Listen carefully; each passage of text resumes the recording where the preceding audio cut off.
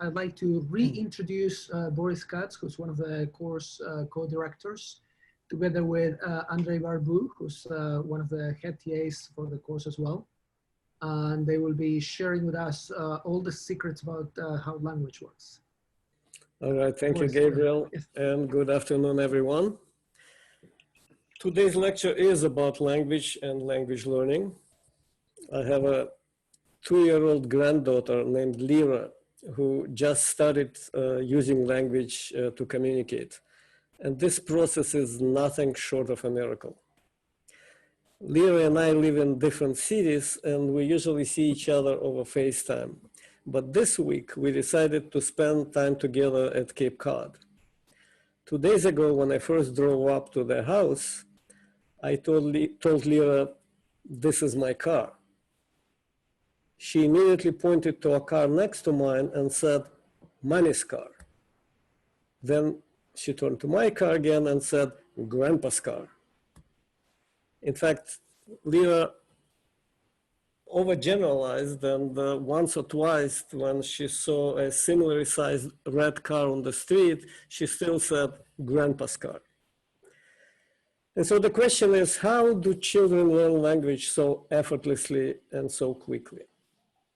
And can we build machines that learn and analyze language in a similar way?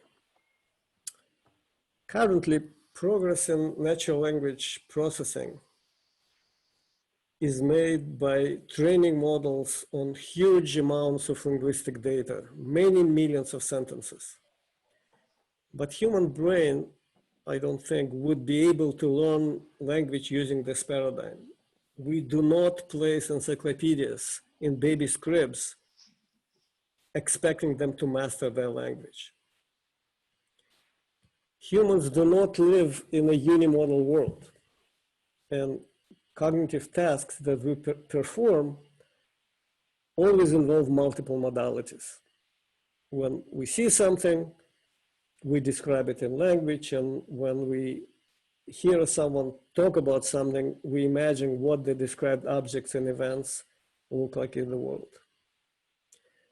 Humans live in a physical environment filled with visual, tactile, and linguistic sensory inputs, and in fact, many other types of sensory inputs. And this redundant and complementary at the same time nature of these inputs makes it possible for human children to make sense out of the world and to learn language at the same time. So it appears that children learn language by observing the environment, listening to the people around them, and connecting the dots between what they see and what they hear. Our lab at MIT is working on modeling this kind of language learning process, and we hope that one day we will be able to build machines that learn language just like Lyra does.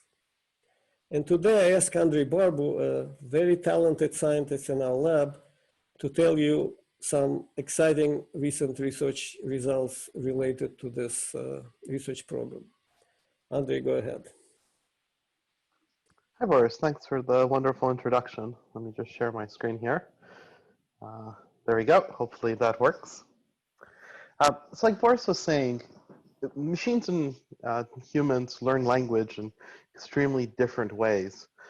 And one of the main differences between the two is that we learn language in a grounded way. You see how language is used in the environment, and then you're able to glean something about what that language might potentially mean, and then generalize to new situations around you. So that's very much what we want to do. When you look at what we mean by sentence understanding for the most part in natural language processing, it tends to really mean one of three things. Either we have end-to-end models that take as input sentences and have some behavior from that. For example, you may take a sentence as input and write a program, or take the sentence as input and have a robot execute the action described by that sentence, or recognize the sentence in a video. In addition to that, You might also say that a system understands what a sentence means if it can produce a parse tree or a logical form that describes that sentence. We know from interrogating humans or running experiments with humans that there are some underlying structures to human languages. If there was no structure to language, there are beautiful results, classical results from Gold from the 60s and the 70s that show that no amount of conversation with another agent, that no amount of linguistic evidence could possibly teach us language in such a way that we could come up with the new kinds of sentences that children do, sentences they've never heard of before. So these linguistic structures, these priors that are perhaps built into our brains by some sort of evolutionary process, are what allow us to sort of decode and understand language. And so those structures can also be represented as, for example, parse trees and logical forms, which are different levels of analyses of sentences. A parse tree tells you what the overt linguistic structure of a sentence is. In other words, it may tell you that there's a verb, that there's a noun, there's a determiner attached to that noun, like in this case, the box, that there is some relationship between away and the noun. This is something that is very specific to every language. And very often we have different methods of analyzing and parsing sentences for every language and different formalisms for every language. There's an effort right now called Universal Dependencies to try to standardize this and have a single method of analyzing all languages. We'll see how far the community gets with that. But separate from that, there's another level to sentences, which is not just how they're structured, but what they logically mean, which in a sense is independent of the language itself. If you mean to say something, and you know multiple languages, you can render that knowledge in one of your languages or another language and not lose much when doing so. So there is a logical level at which you can analyze sentences to try to extract their meanings. And for that, people, for example, turn sentences into statements in first-order logic or in, say, categorical logics, or in this case, you might also use, say, something like lambda calculus, where you have a program that tries to summarize what that sentence means. But you need some sort of target formalism in both the cases of parse trees and logical forms. And normally when we train systems, we train them in order to parse sentences with gold parses for those sentences. So we show them sentences. Humans painstakingly annotate parse trees or logical forms. We show pairs of sentences and logical forms or parse trees to systems.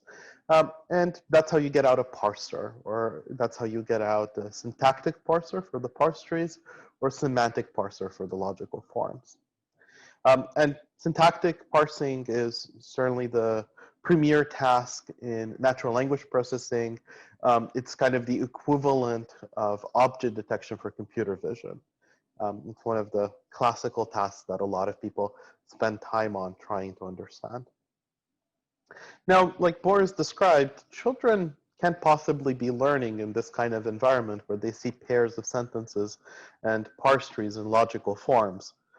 You couldn't explain what a noun is to a 3-year-old if you tried.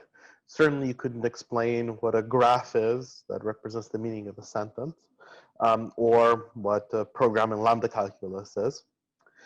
Nor can you even interrogate what their understanding of these sentences is at these levels. You can't show them a sentence and a parse tree and ask, is this what you understand? So children must be using representations like this somewhere inside their heads, sort of in a latent way, but acquiring these kinds of representations through other means, and in such a way that we can't actually directly correct them if they happen to have misacquired one of these representations. So it's sort of like what's called supervised parsing, where you see pairs of sentences and gold forms. But there are other kinds of limitations to supervised parsing. For example, there are many resources, including the 10th most spoken language in the world, Swahili, for which we don't have annotated data sets. I mean, hundreds of millions of people speak Swahili. But it's even worse than that, which is that our sort of language categories, when we say something like English, they're very proscriptive. In other words, someone decided what the Queen's English is like, or what American English is like. And the reality is most people don't speak that language. Virtually no one speaks that language. There are many regional variations of English. Even inside the US, there are something like 60 million speakers of English for whom English is not their first tongue. Those are called L2 speakers. Your L1 language is your mother tongue. Your L2 language is the tongue that you've acquired as an adult. And because of that, they speak this L2 language English in a way that sort of leaks information from their L1 language. And our lab, Boris in particular, has quite a bit of work showing how this leakage happens. But the reality is they don't speak Oxford Standard English. And so if you have a supervised parser that's seen lots and lots of gold parses for perfect English, you can get easily tripped up by the kind of language that people normally use. But the situation gets even worse because there are many problematic annotations out there. It turns out that these formalisms for parsing language are quite difficult to understand, and languages are very complicated. And there are many open questions about what the right way to try to parse a language is, even if you adopt a formalism like universal dependencies. And so there are mistakes that are made when parsing these sentences manually. Also decisions that are made that may be inconsistent, even if they're not mistakes. And so that also affects the performance of parsers, and we'll talk about that in just a moment. But finally, I mean, children don't require these kinds of laborious annotations, and they appear to learn in a manner that doesn't even require correction. If you have a child or you've interacted with young children, you've probably noticed that you virtually never correct mistakes that they make when they use language. And even more than that, when you correct them, it doesn't really appear to have much of an impact on them. And there's very good evidence at this point that for the most part, children ignore corrections and are confused by corrections. It's much more helpful for them to simply use the language the way that it's meant to be used, and then they'll understand how they're supposed to use it later on. That feedback signal that appears to be so incredibly useful for our machines, which is you tagged this word as a verb and in reality should have been a noun, that feedback signal doesn't appear to be very useful for children. So they have a different kind of learning mechanism. And we'll go into why that might be a bit later. But first, let's talk about some issues with annotations, because this will come back later as well. So when you try to parse sentences, these days, you get very high accuracy, like 95% accuracy. But it turns out that this accuracy depends very heavily on exactly how you measure the performance of your machine. And we had a paper in 2017 at EMNLP that tried to show that there's really not too much that you can do in syntactic parsing right now because of some biases that exist in current data sets. So we ran an experiment. We took a sentence as input, and we kind of tried to repeat what people do when they do the supervised annotation. So we took a collection of sentences, and we gave that sentence to a human annotator and one of two state-of-the-art parsers, Turbo and RBG, at least state-of-the-art for 2017. And then we had other humans correct the output of these parsers, and finally we had a judge that looked at these gold parses and determined which of the three was actually better. So you have three ways of producing a gold annotation now. Either it's sort of unmarred by any machine, it's only gone through human hands, in which case there's a human annotator and some reviewer. Or it's first gone through one of two machines, then there are human annotators and the final judge. And it turns out that if you do this, you discover that the real performance of parsers is considerably worse than you might otherwise think by simply looking at performance on large existing data sets like the Penn Tree Bank, which is sort of the premier syntactic parsing data set for English. It's been around for 30, 40 years now. And just to put this into context, the performance drop is something like 5–6%. That represents half a decade or more progress in syntactic parsing. So what we see is that if you start with a parser, like take the central 2 bars, if you start with a parser like Turbo, and then you have people correct the parses, and then you check how well does Turbo agree with those parses, it has rather high agreement. And the same with RBG. In other words, when people correct parses that were originally produced by a machine, machines match those parses very well. But when people don't include a machine at all, you just start by annotating the parse yourself, there's kind of no machine bias to the parses at all. And so it turns out the machines match the parse considerably worse. So there is bias that comes from how the data set is constructed and how it was originally annotated. And it turns out our judges overall significantly preferred the human annotated sentences that had never gone through a single machine. And this is relevant because it turns out that most data sets for syntactic parsing are originally annotated by machines and then corrected by humans. This is an effect called anchoring. It's been known for quite a while. Won Tversky and Kahneman the Nobel Prize 4 decades ago. One of the classic papers on anchoring is by Tversky and Kahneman, and that's the Wheel of Fortune experiment that they ran, where they asked people a very simple question. What's the percentage of African countries in the United Nations? But when they asked this question, they allowed people to spin a wheel right before asking the question, just a Wheel of Fortune. And in case you're not familiar with Wheel of Fortune, you spin a human-sized wheel, and it comes up with a random number between 0 and I think 99 or 100. So the humans spun a wheel, were asked the question, and it turns out that they were significantly impacted by the mere presence of this random number in their environment, of having read it, when they answered this question. So people have a lot of difficulty getting rid of biases that exist in data before they touch that data. Even more sort of shocking result is from Germany, from English and Musselweier, where they actually had judges read large and small numbers before they decided to sentence people to jail, and those judges gave them more jail time when they read larger numbers. So if you ever commit a crime and find yourself in a court about to be sentenced, just shout really small numbers and sort of hope for the best. And so to just tie this back to parsing, we do supervised parsing normally. We have sentences paired with parses and try to train systems for that. But our parses turn out to come from previous parsers. In this case, the Penn Tree Bank was annotated with Fiddich, a parser from the 1980s.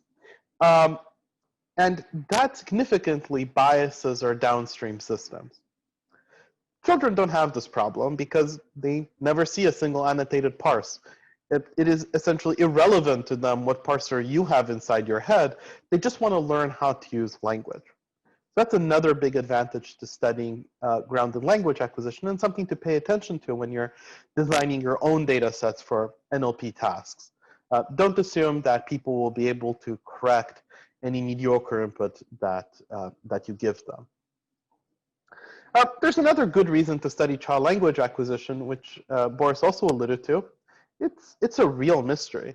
There are theories. People have been theorizing since Aristotle about how language might be acquired, and we have very serious theories about how this might happen for at least a good 200 years now. But we have no working model. for the most part in linguistics, there's an assumption that children just hear sentences devoid of context and are able to infer what they mean from that. And that's just not what happens in practice. And the latest NLP systems, and I'm not including GPT-3, which was trained on even more words, but your standard BERT or similar transformers are trained on a huge amount of data, 800 to 800 billion words or so. This is lifetimes worth of data when it comes to humans.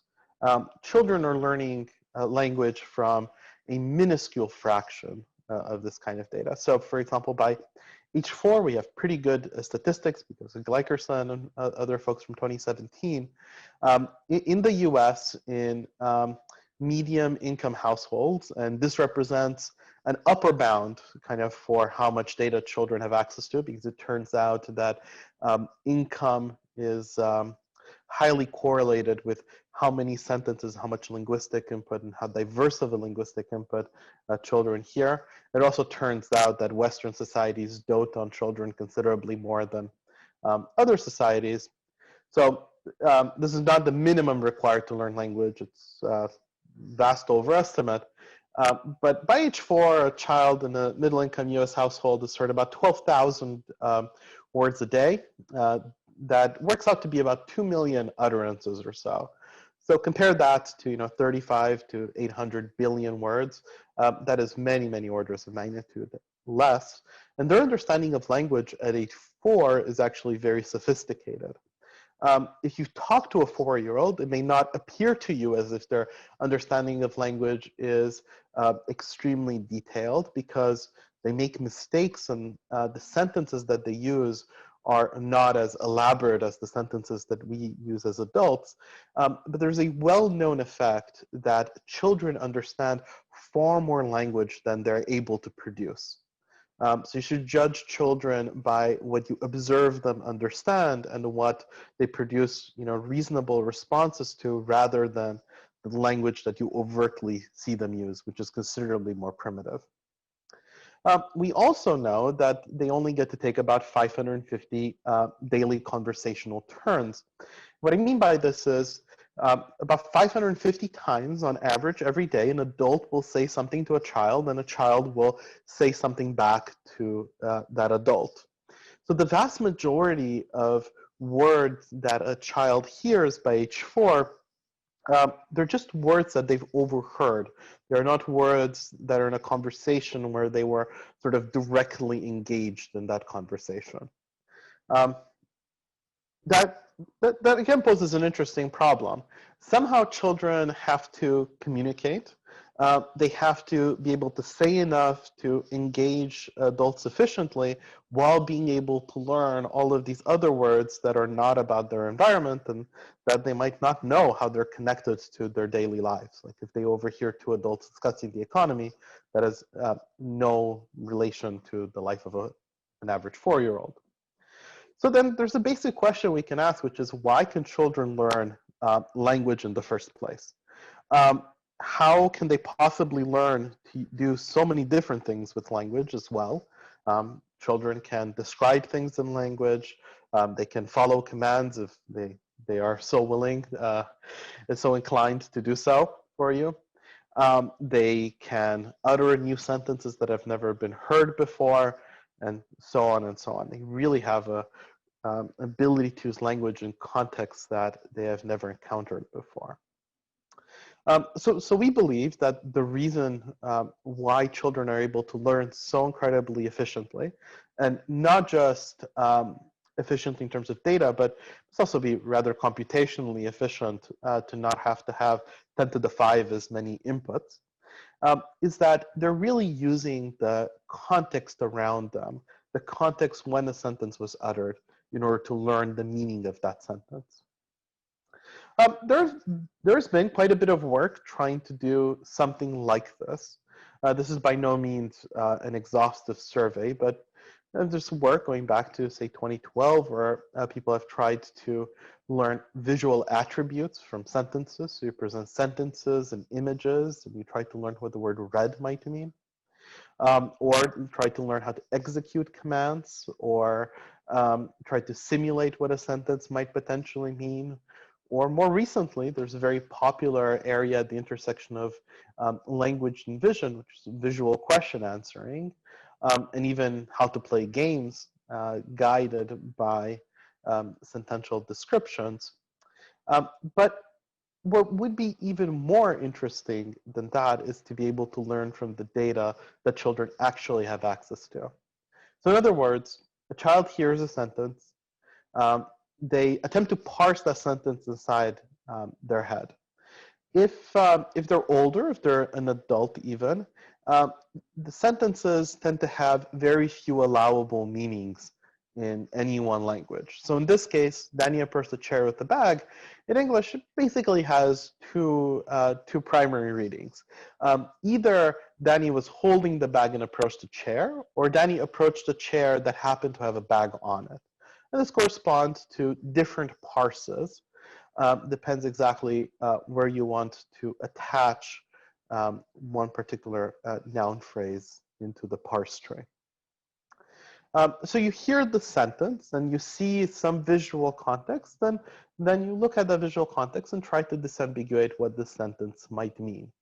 And if you're an adult, for the most part, because you can understand language well, and also because of some properties of how humans communicate with one another that were elucidated first by someone named Grice. Sort of these ideas called Gracium axioms of communication, where we say things to one another that are sufficiently precise so that context can disambiguate where we meant. When someone says Danny approached the chair with the bag, you can basically figure out what it means, and you're very rarely left wondering. But children have a considerably worse problem than adults, which is that they know much less about language than we do. And so they don't have these two readings for the sentence that they can then take and compare against their environment. They have many, many potential interpretations for what the sentence might be. For example, they might think that the sentence is written in Hungarian, which has a different word order than English, in which case you might think that the sentence says the chair was approaching Danny with the bag rather than Danny approached the chair. That's one of the many potential options. But what children also have access to is this visual context. And so when you look at a video that might correspond to the sentence, and you are trying to decide, what do I know about this language? Is Danny the agent in this sentence, or is the chair the agent in this sentence? You can compare this against the video and say, well, I definitely see Danny move when someone said Danny approached the chair. I don't see the chair move. And so that gives me information about what the word order is in my language and what the structure of sentences in my language look like. So if you have this approximate parser, you might not be able to completely narrow down what your sentence means, what the correct parse for the sentence is, but you can definitely rule out some parses as being inconsistent with your visual input, and other parses may be more consistent, and some parses may be extremely consistent with what you've seen. And this sure sounds like a feedback signal for any machine learning system that you might want to create. And so this is exactly what we did. This was a paper with Candace Ross and at EMNLP in 2018, where we created an approach that generates hypotheses without knowing the structure of English, that computes the compatibility between every hypothesis and a visual context in which that sentence was uttered, and that puts the two together to update the parameters of a parser so that the sentences predicted by that parser are more likely to be true of the visual environment. And our hypothesis was, if children can learn language in a grounded way, well, then it stands to reason that going through this process and merely making the parses of the sentence more true of the visual environment will result in parses that look like parses of English sentences as opposed to parses of Hungarian sentences. And that turns out to be true. So we can learn a syntactic parser without actually going through this whole manual supervised learning approach and merely updating the parameters of the parser from vision. So I'll show you a little bit about how that works, and then I'll show you even more recent work that we just submitted for publication about 3 weeks ago or so, where we turned this into an end-to-end seek-to-seek kind of model. But there are some very serious challenges to building systems like this. Vision is unreliable, and object detection is far from a solved problem, but vision is also ambiguous. There might be multiple people in an image, and you have no idea who is referring to what. There are also many concepts that appear to be ungrounded. In other words, these are concepts that don't have something to do with your immediate surroundings. Although, if you want to know more about this, there's a wonderful book called Metaphors We Live by Lakoff that goes into quite a bit of detail about how concepts that are ungrounded, concepts like the economy is going up, or this conversation is chilling, that kind of thing, actually relate in a very systematic way to how we interact with objects and what our conception for different object affordances are in the real world. So ungrounded concepts are not divorced from reality, they just require an extra abstraction layer. And finally, language tends to be extremely vague, as we just talked about a moment ago. There's a reason why talking to other humans is pleasant and talking to your Python interpreter is considerably less pleasant. People are not exactingly precise when we talk to one another, otherwise we would never get anything done. But that poses a serious challenge for any system that wants to understand language, because it has to begin to capture the space of all the possible meanings of what someone might have said in some context. So let's talk first about how we generate hypotheses. We use something called the Combinatory Categorical Grammar. This is an idea from Steedman. Again, goes back a good 20 years. Its origin is in linguistics, and it's one of the proposals for how you might analyze sentences. So the special thing about these kinds of grammars is that they use a way of parsing sentences that looks very, very similar to function application in computation. So what I mean by this is the goal of any parser to first order approximation is to say that you take a sentence as input and you produce the token S as output. In other words, yeah, you parse this whole sentence into something that your parser says is a sentence. And the way a Ccg-based parser works is it assigns every single token a syntactic type. So a cup is a noun. She, in this case, is an NP. The, which is a determiner, is given type NPN. And if you think about how determiners are used in language, they're combined with nouns in order to cause noun phrases. So what these slashes are is would be very familiar to anyone writing code. This slash is just interesting notation for a function. What this says is that the is a function that takes a noun and gives you a noun phrase, and right-leaning slashes say it takes a noun on the right and gives you a noun phrase. Left-leaning slashes say it takes a noun phrase on the left and gives you a sentence. It's a little bit strange to think about function application as being either on the left or on the right, but certainly if you think about any programming language, there's no reason why we couldn't do that either. And so the way to parse a sentence is to take words and apply them to one another as functions. N is applied to NPN, which gives you a noun phrase. And again, this is applied to takes, which is applied to she. Eventually, you derive that, yes, this is a well-formed sentence for your parser. But the really special piece of CCGs is, well, now that we have function application, how about every time that we do function application at the syntactic level, we also do function application at the semantic level? So if you've seen lambda calculus before, you'll recognize this notation immediately. But if you haven't, this is one of the early notations for how to represent a function. The lambda symbol is just as if you had written the word function in JavaScript or def in Python. What follows are arguments, and then the body of the function follows after the dot. So this is a function that takes an argument x and has a predicate cup.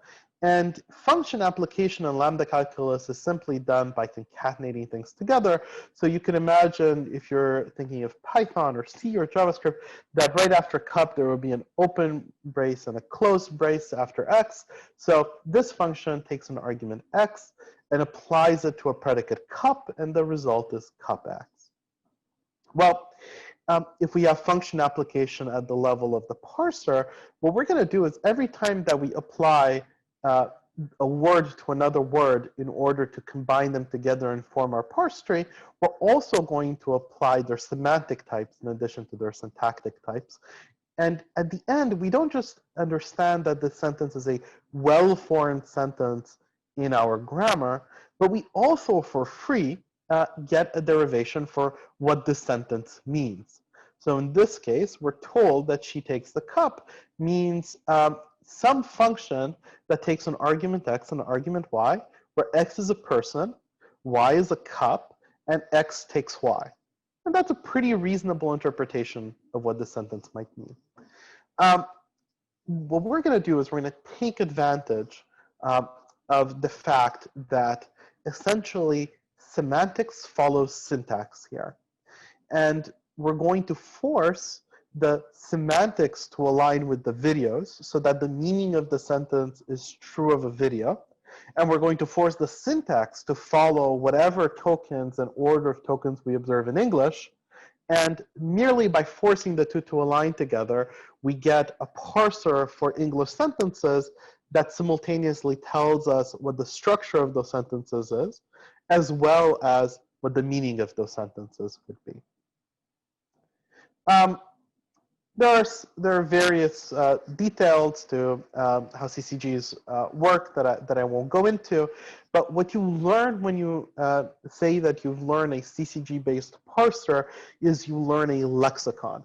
You learn triples of tokens like she, syntactic types like NP, and semantic types like lambda x, person x. And you may learn lots and lots of triples that have the same token or have the same syntactic type or semantic type, and that when it actually comes up to parse a sentence, you just hypothesize different potential syntactic and semantic types that are allowed from your lexicon for every token, and you see if there's some combination that allows you to get a derivation from your sentence. And when that happens, you can be confident that you have a reasonable interpretation. What we actually do is something called weighted linear CCG. In other words, we learn a linear classifier on top of CCGs because of this ambiguity that I just mentioned, where the same word can have multiple syntactic and semantic types. That's because there are genuinely lexical ambiguities in English where the same word can play different roles in the sentence. There's what's called polysemy. In other words, same word can have multiple meanings. It just so happens that in English we assign the same label to two different concepts that are otherwise unrelated, and two languages might otherwise have two different labels for them, two different tokens. And there are other reasons, like the fact that rules actually happen to overlap with one another. And so what we do is we have a lexicon, and we have a sentence, and we have a parser, and we learn a linear classifier that weighs each of these derivations and determines whether one derivation is more likely than the other one. And there's a feature function that's at this point quite standardized in the CCG world, where you extract some basic knowledge about your sentence, like what its length is, what its complexity is, how many repeated words there are, that kind of thing. And you use that feature function with your linear classifier. There are a million small details here. You should go see our paper or ask questions later if you're interested. But that's how we generate hypotheses. Now the question is, how do we compute the compatibility of hypothesis with the video?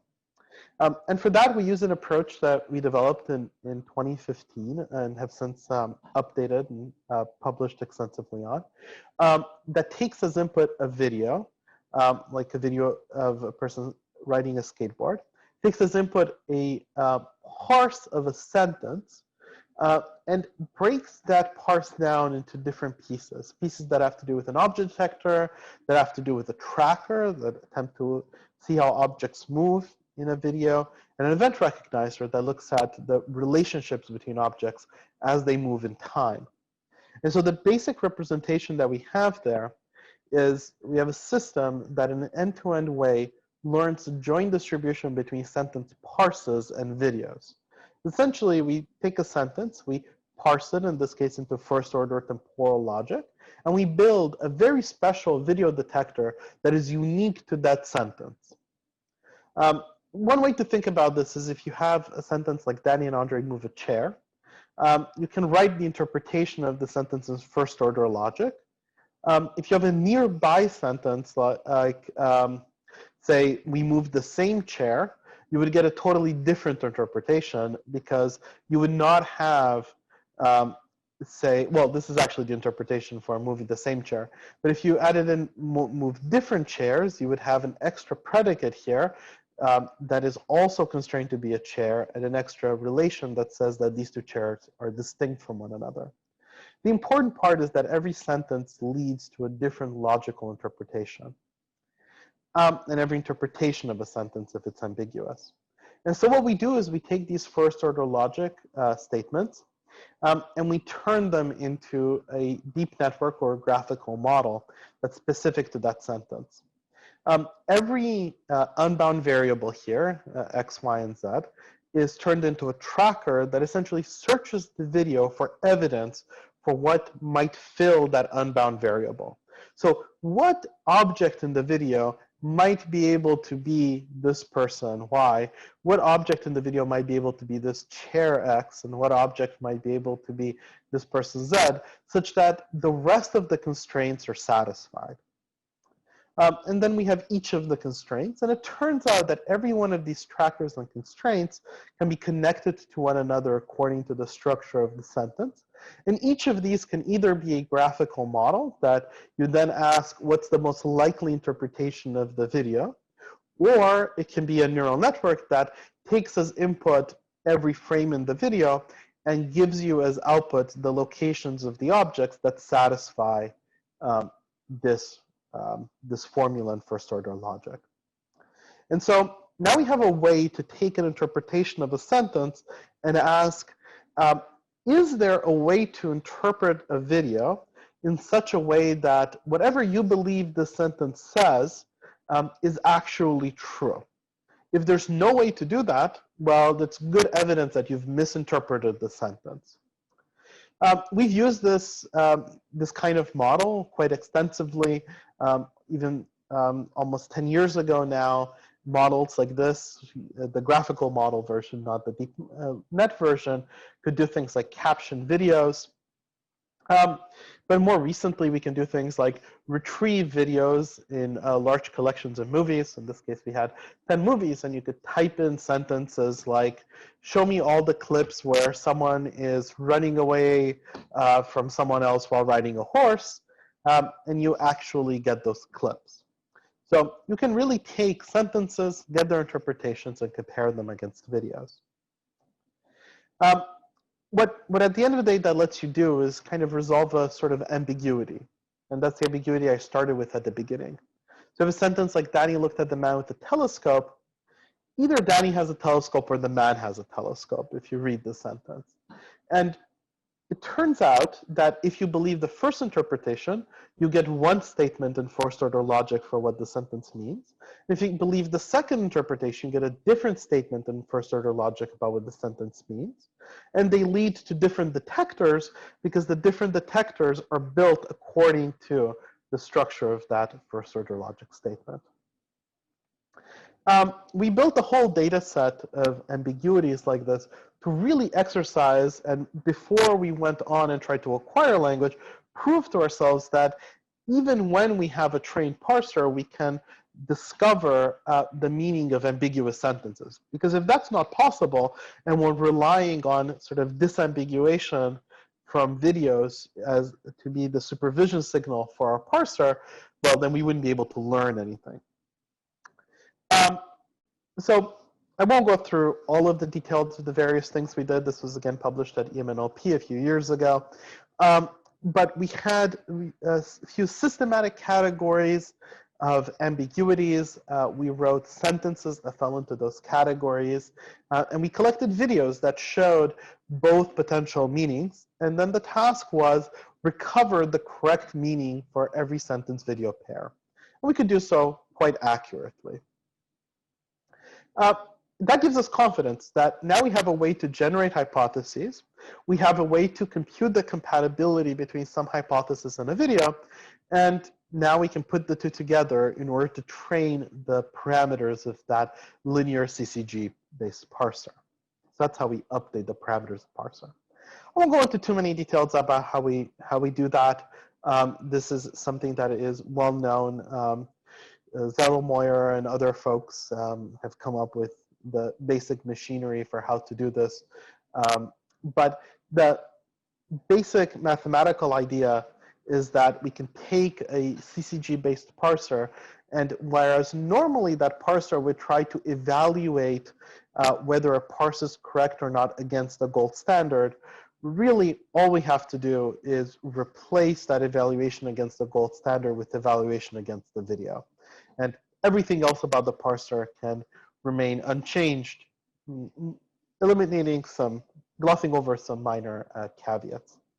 There are various issues with this, which I'm happy to talk about afterward, like the fact that comparing a potential parse against a gold annotation is completely trivial. You simply have two strings and you compare them against one another, but comparing a parse against the video is much, much slower because you have to actually look at the video and compute something.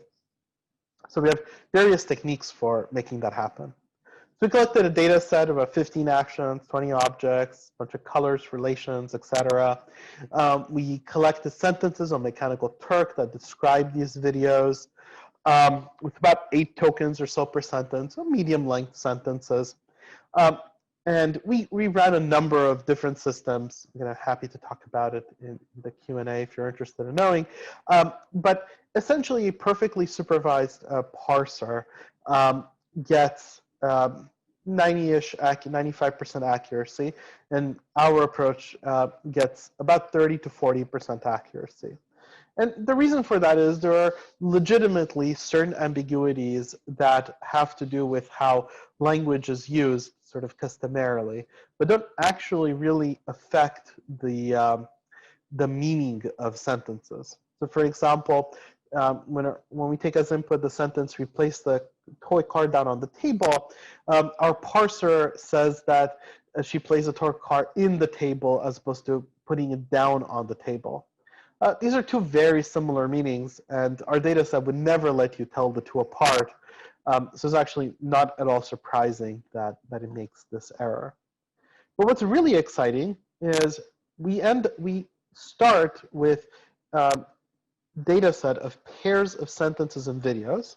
We train the parser with that data set, and now we don't need to provide any videos as input. We merely provide a sentence as input, and we get a syntactic, and in this case, a semantic interpretation of that sentence.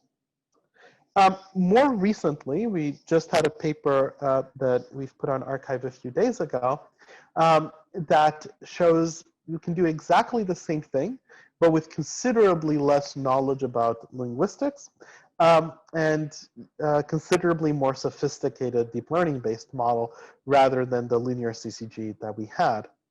So what we do is we train a parser with two pieces of supervision. One is we take as input a sentence, we get embeddings for that sentence, we pass it through a parser that produces some intermediate representation. We don't know anything about this interpretation. And then we feed it in through another generator that attempts to reconstruct the original sentence. So this is a glorified autoencoder with some embedding system set up right before it. Then what we do is we constrain these parses to be syntactically valid in first order logic. I don't know what the parse means. This doesn't mean that the system is producing correct parses, merely that if you were to actually check the brackets balance and this is some mathematically plausible statement in first order logic. And then we add a visual loss to this parser, where we say, not only does this parse have to allow you to reconstruct the sentence, not only does the parse have to be valid in first order logic, but the parse also has to have high score against the video, much like we did before. So the sequence-to-sequence models, they are something that is quite popular these days in machine translation. What they do is they take as input a sequence of tokens and give you as output a sequence of tokens, which kind of sounds like a translation task already. You have an LSTM, it takes as input every word inside a sentence. It creates an embedding that represents the meaning of that entire sentence. Then it decodes that embedding into another sentence in a target language. So really what we're doing is we're doing two machine translation tasks, one from English into first order logic, another one from first order logic back into English with some constraints on that intermediate representation that it should be true about a video. And it turns out that this works. We can create a parser generator pair. We actually do better than first order logic. We parse into something called linear temporal logic, which is very important in robotics. First order logic is wonderful, lets you say statements like touch all the green apples, but it doesn't let you say a statement like, every time a green apple falls on the ground, brush it off and give it to me so I can have lunch. Knowledge about time is very difficult to express in first order logic. That's what LTL buys you. LTL gives you operators like for all or exists that you're probably more familiar with that constrain predicates to be true over certain pieces of the timeline. For example, there's an operator saying that something is true globally. It was always true in the past, will always be true in the future. There's an operator that says something will be true at the next time step, or an operator that says something should be true until something else happens. This is considerably more complicated logic, but we can still take sentences that are generated by humans and actually parse them with about 80% accuracy, far higher accuracy than we had with the Ccg-based system, even though the sentences are more complicated and the formalism is considerably more complicated. Of course, a fully supervised baseline actually does even better than this, but now we're actually most of the way there. Hopefully in the future, we'll actually be able to beat this fully supervised baseline. And in the paper, we show a case where we do so because people happen to use language somewhat inconsistently, and our system picks up on that and actually produces better interpretations than the very consistent ones that are provided by the annotators. And our system is not LTL specific in any way. The Ccg-based parser I described at the beginning really had to be in something like lambda calculus. This parser, as long as you can specify the target logic, really doesn't care about what that target logic is. Andrei, just really quickly, 5-minute warning. Exactly. I was just about to say, as I'm about to wrap up, I just wanted to mention one last thing, which is, again, some very recent hot off the press results that we just put on archive a few days ago in our review at EMNLP. And that's the fact that even though we're doing well, we're relying on word embeddings and sentence embeddings in order to do so. And so we very much wanted to know what's going on inside these embeddings. Are these embeddings biasing our systems in any way? So there are some well-known bias tests out there. If you've done various kinds of HR training, you've probably taken an implicit bias test where you are quickly asked questions or shown pictures and must answer questions about them. And this shows that people, for example, are more prepared to say that a person who's African American is looking upset, particularly an African American woman, than a white woman, even though objectively they both may be experiencing the same feelings and objectively may have the same expression. And so there's been a lot of work in the past 3 or 4 years in natural language processing evaluating the bias that exists in ungrounded embeddings. But here we're doing grounded language acquisition. All of these embeddings are actually connected to some perception.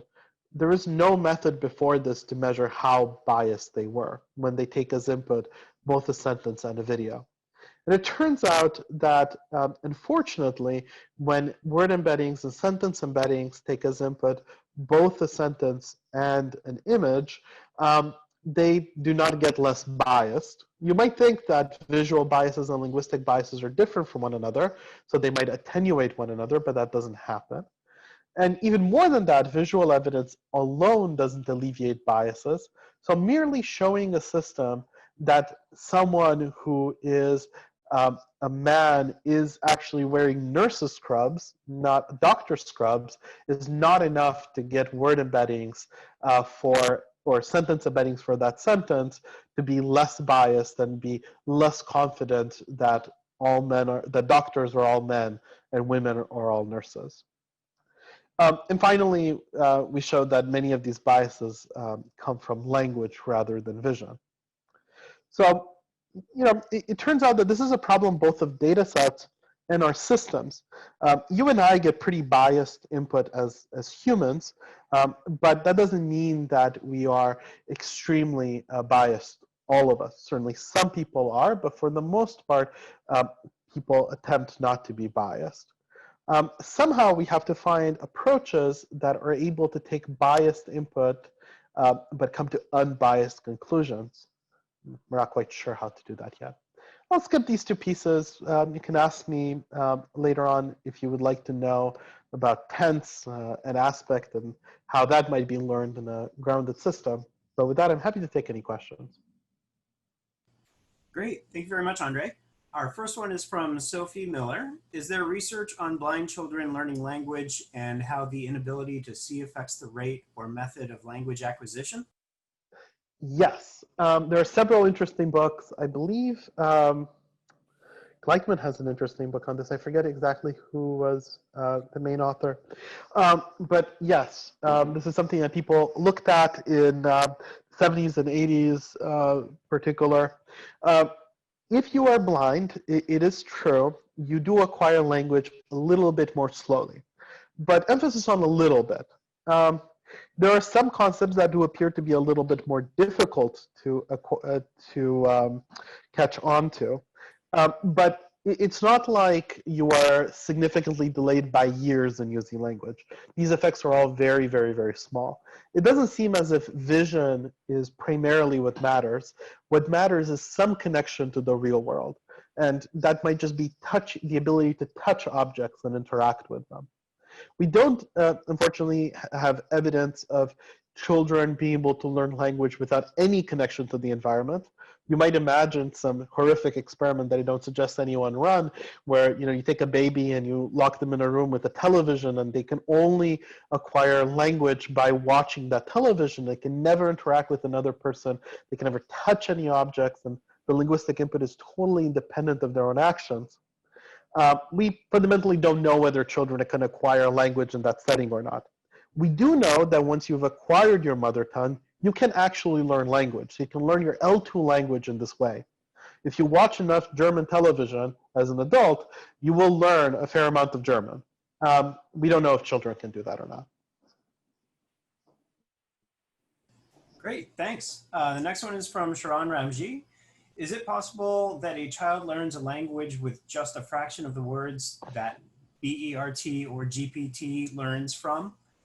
Because a child has other senses such as vision that they use to associate these words with while interacting with the surrounding environment.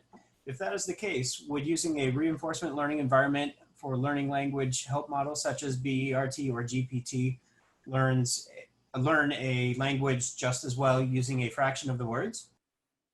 Absolutely. I didn't go into it, but the end-to-end model that I talked about at the end actually is trained using reinforcement learning, and it's trained in a virtual environment where the quote-unquote synthetic child can actually take actions and explore what sentences might mean by themselves.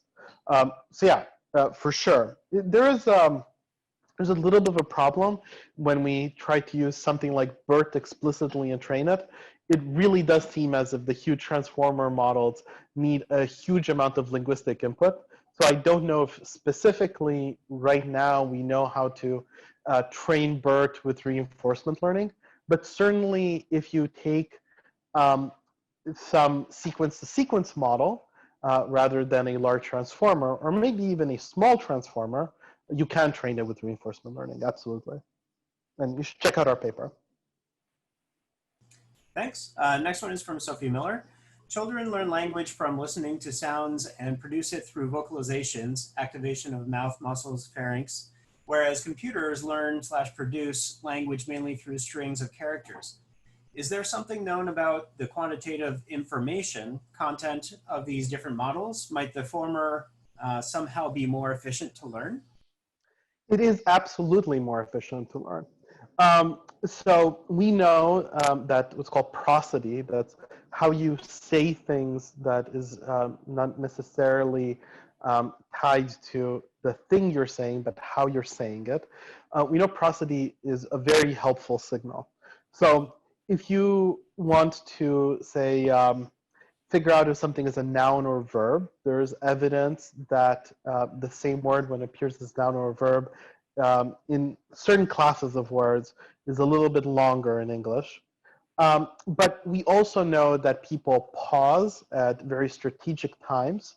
We know that people can introduce pauses at, say, phrase boundaries that are very subtle. Maybe this has to do with making language easier to learn for children. Maybe it has to do with just how our language generation mechanism works in our brains, that when it hits a phrase boundary, it needs a little bit of extra time. Separately from that, even though I had mentioned at the beginning that explicit corrections don't help children, there is something that helps children acquire language that has to do with this, which is motherese. So mothers, and this is not specific to the West, we've seen this pretty much in every culture, will often use very simplified language with young children that's simplified in some very strategic ways, and that's said in some exaggerated ways as well. It exaggerates, for example, pauses between words, phrases, and sentences. And it appears as if this makes language easier to learn. So for sure, the fact that we're ignoring audio is making the task harder. Thanks. Let's get one more in before the break, if that's all right with you. We have one with Quadro Wisal. Isn't the point that you made about children generalizes to every human? We all know and understand more than we can reproduce using language, and reproduction necessarily involves refinement of thought with experience and interaction, which enables formation of concepts and thoughts? I mean, I don't know. I think that's a complicated question. I think if you would ask someone like Chomsky, he would disagree. There is a line of reasoning about what the nature of language is that would essentially disagree with what Boris said originally, which is that children acquire language for the purpose of communication. The opposing view is that we all acquire language for the purpose of building mental models of the world. And it just so happens that communicating with other people is a useful thing that we can do with those mental models. But the real purpose of language is to basically structure our thoughts. There is a little bit of very, very, very anecdotal, tenuous, quote unquote, evidence for this. If you ever want to look something up, there's a very wonderful short book about a man without language I'm sure if you search a man without language, you'll find it on Amazon. That describes Ildefonso, who was a person which is, as far as we can tell, the only case of an adult that never learned language, then learned it as an adult, and could report how that changed their perceptions of the world. But that's not a scientific case study. It happened to be from an English language teacher. And so it's not at all clear whether language is primarily used for structuring your thoughts about the world, in which case you would say that you can actually maybe produce more than you can understand, because you have a lot of thoughts and you understand much more about your inner thoughts than you do about how to communicate to others when you're young, as opposed to language being for communication, where then the bottleneck would be trying to communicate with others, and that would be like the main challenge in language acquisition. I imagine that's a somewhat unsatisfying answer, but the reality is we don't really know whether this should be true or not, and whether that should be a sort of linguistic universal or not. Thanks, everyone. Great. Thanks a lot, Andrei. That was wonderful.